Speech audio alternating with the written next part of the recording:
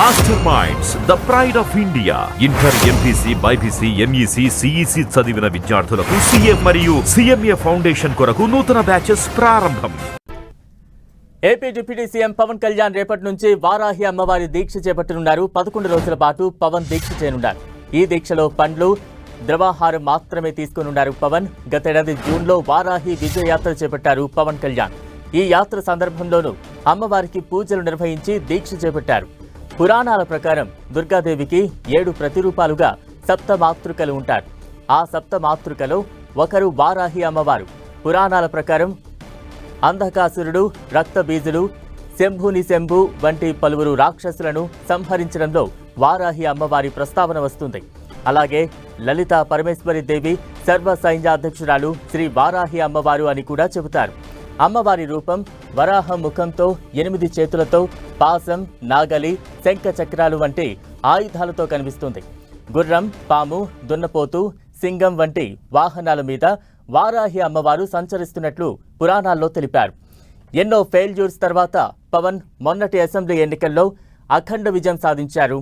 గత 10 ఏళ్లుగా వ్యక్తిగతంగా ఎన్నో విమర్శలను, సవాళ్లను ఎదుర్కొన్న జనసేనాని వాటన్నింటికీ ఈ విజయంతో సమాధానమిచ్చారు.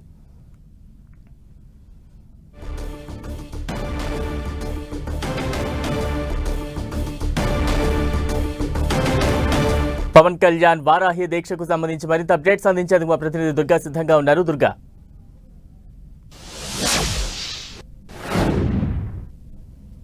రేపటి నుండి 11 రోజుల పాటు వారాహి దీక్షను డిప్యూటీ సీఎం పవన్ కళ్యాణ్ చేపట్టబోతున్నారు.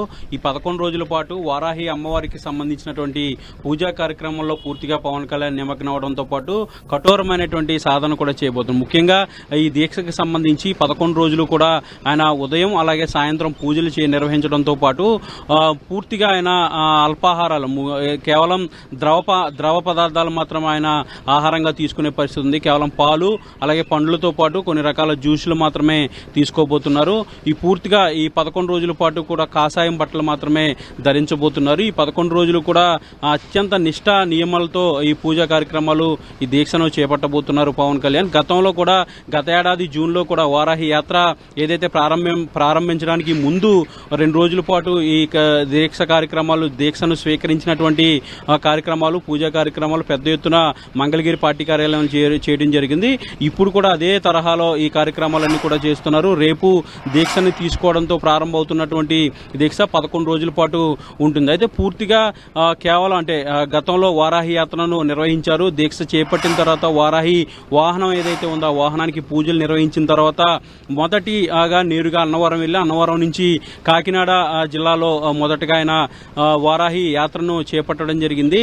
అక్కడి నుంచి ఎన్నికల వరకు కూడా వారాహిలోనే అనేక యాత్రలు కూడా చేశారు. ముఖ్యంగా ఎన్నికల ప్రచారానికి సంబంధించి లేదంటే అంతకుముందు నిర్వహించినటువంటి వారాహి విజయ బేరీ బహిరంగ సభలు కానీ వీటన్నిటినీ కూడా చాలా విజయవంతంగా పవన్ కళ్యాణ్ నిర్వహించినటువంటి పరిస్థితి. గడిచినటువంటి ఎన్నికల్లో కూడా 100కి 100% స్ట్రైక్ రేట్ తో కూడా గెలిచినటువంటి సీట్లు కూడా ముఖ్యంగా 21 స్థానాల్లో అసెంబ్లీ స్థానాలు పోటీ చేస్తే 21 స్థానాలు, అలాగే 2 ఎంపీ స్థానాల్లో పోటీ చేస్తే 2 స్థానాలు కూడా గెలిచి ప్రస్తుతం ప్రభుత్వంలో చాలా కీలకమైనటువంటి పొజిషన్ లో డిప్యూటీ సీఎం గా అలాగే 6 కీలకమైనటువంటి శాఖలకు సంబంధించినటువంటి మంత్రిగా కూడా పవన్ కళ్యాణ్ ఉన్నారు. కాబట్టి ముఖ్యంగా వారాహి యాత్ర అనేది చాలా కలిసి వచ్చింది. వారాహి అమ్మవారి ఆశీస్సులన్నీ కూడా పవన్ కళ్యాణ్కి అలాగే జనసేన పార్టీకి ఉన్నాయనేది చాలా బలంగా నమ్ముతున్నటువంటి పవన్ కళ్యాణ్ ఆ దీక్షను మరీ ఇప్పుడు కూడా ప్రారంభించబోతున్నారు.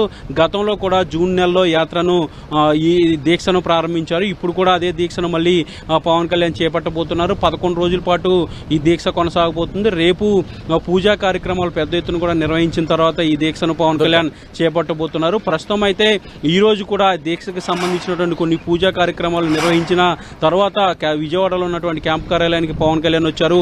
పార్టీ ఎమ్మెల్యేలతో సమావేశం అయ్యారు.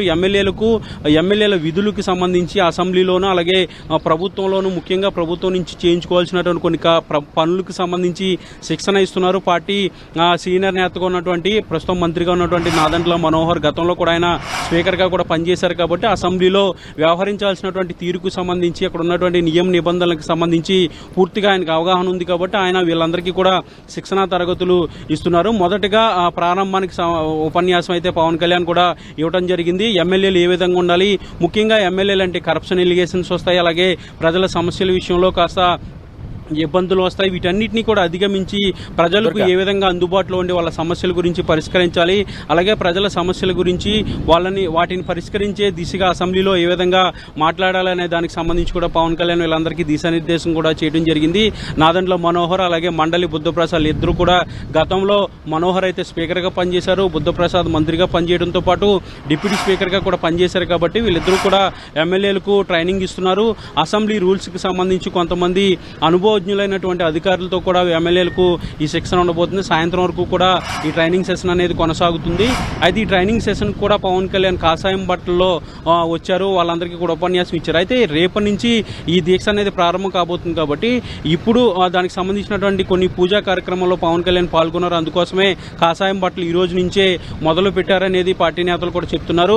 మంగళగిరి పార్టీ కార్యాలయంలో ఈ యాత్రకు ఈ దీక్షకు సంబంధించినటువంటి పూర్తి ఏర్పాట్లన్నీ కూడా చేశారు. రేపు ఈ దీక్షను ప్రారంభించబోతున్నారు పవన్ కళ్యాణ్. పండితులు వేద మంత్రాల మధ్య ఈ దీక్షను పవన్ కళ్యాణ్ తీసుకోబోతున్నారు. 11 రోజుల పాటు ఉంటుంది. గత ఏడాది కూడా ఈ దీక్షను చేపట్టారు. అప్పుడు కూడా పవన్ కళ్యాణ్ పెద్ద ఎత్తున మంగళగిరి పార్టీ కార్యాలయంలోనే ఈ దీక్ష కార్యక్రమాన్ని నిర్వహించారు. వేద పండితులంతా కూడా ఈ దీక్ష ప్రారంభానికి సంబంధించినటువంటి పూజను నిర్వహించి పవన్ కళ్యాణ్కి ఆశీస్సులు కూడా అందించారు. వారాహి యాత్రకు అప్పుడు ప్రత్యేకమైనటువంటి పూజలు చేసి వారాహి వాహనానికి పూజలందరూ కూడా నిర్వహించి అక్కడి నుంచి నేరుగా అన్నవరం వెళ్ళారు. అన్నవరంలో పూజలు చేసిన తర్వాత కత్తిపూడి, పిఠాపురంలో ఇలా కాకినాడ ఇలాంటి మొత్తం పూర్తిగా అన్నవరం నుంచి భీమవరం వరకు కూడా మొదటి విడత వారాహి యాత్రను పవన్ కళ్యాణ్ నిర్వహించారు. వారాహి యాత్ర నుంచి పవన్ కళ్యాణ్కి అలాగే జనసేన పార్టీకి విశేష స్పందన వచ్చింది.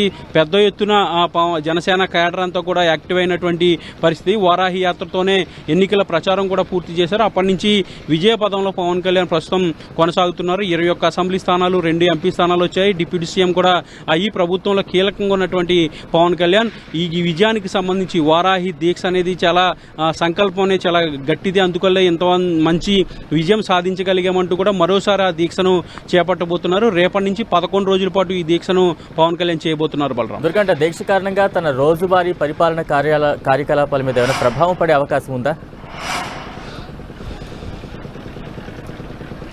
అంటే రోజువారీ కార్యక్రమాలకు సంబంధించి ఎక్కడ కూడా ప్రభావం ఉండదు. కేవలం ఉదయం పూట పూజా కార్యక్రమాలు నిర్వహిస్తారు, తర్వాత సాయంత్రం మళ్ళీ పూజా కార్యక్రమాలు నిర్వహిస్తారు. గతంలో కూడా వారాహి యాత్ర చేపట్టినప్పటికీ కూడా దీక్షను కొనసాగిస్తూనే ఆయన వచ్చారు. అయితే దీక్షా సమయం అండి 11 రోజులు ఎక్కడ కూడా ఘన పదార్థాలు ఎక్కడ కూడా తినకుండా కేవలం ఫ్రూట్స్ అలాగే ఫ్రూట్ జ్యూస్తో పాటు పాలు మాత్రమే తీసుకుంటారు. రాత్రి సమయంలో కూడా నేలపైన పడుకునేటువంటి పరిస్థితి. పూర్తిగా 11 రోజులు అత్యంత నియమ నిష్టలతో పవన్ కళ్యాణ్ ఉంటారు అనేది పార్టీ నేతలు చెప్తున్నారు. ఎందుకంటే గతంలో వారాహి యాత్ర నిర్వహించినా కూడా పూజా కార్యక్రమం ప్రారంభించిన తర్వాత ఆయన వారాహి యాత్ర ప్రారంభించేవారు. అక్కడి నుంచి నేరుగా ప్రజల్ని కలవడం, వివిధ వర్గాలకు సంబంధించినటువంటి కార్యకర్తలను ప్రజలను కూడా కలవడం, తర్వాత సాయంత్రం బహిరంగ సభలు నిర్వహించడం, వీటన్నింటి కార్యక్రమాలు చేసినప్పటికీ కూడా ఎక్కడా కూడా ఈ నియమ నిబంధనలు అనేది ఎక్కడ కూడా డీవియేట్ కాలేదు. ఖచ్చితంగా అన్ని కూడా పాటించే పరిస్థితి ఉండేది. వారాహి యాత్రలో కూడా వీటన్నిటిని కూడా ఫాలో అయ్యేవారు. సాయంత్రం కూడా పూజా కార్యక్రమాలు నిర్వహించి కటిక నేలపైన నిద్రించే పరిస్థితి కనిపించేది. ఇప్పుడు కూడా ఈ 11 రోజుల పాటు ప్రస్తుతం డిప్యూటీ సీఎంగా ఉన్నా కూడా ఈ కార్యకలాపాలు, అధికార కార్యకలాపాలన్నీ కూడా యాజ్ టీజ్ గా కొనసాగబోతున్నాయి. అలాగే పార్టీకి సంబంధించినటువంటి కార్యక్రమాలు కూడా కొనసాగబోతాయి. కేవలం పూజలు చేయడం, దాంతోపాటు ఆహార నియమాలు పాటించడం, ఇది ప్రధానంగా ఈ దీక్షకు సంబంధించి ఉండబోతుంది. కాబట్టి ఖచ్చితంగా వీటన్నిటిని కూడా ఫాలో అవుతూనే రోజువారీ కార్యక్రమాలు అలాగే అడ్మినిస్ట్రేషన్కి సంబంధించి తన శాఖలకు సంబంధించినటువంటి కార్యక్రమాలు కూడా యాజ్ టీజ్ గా పవన్ కళ్యాణ్ చేయబోతున్నారు. Right, thank you Durga.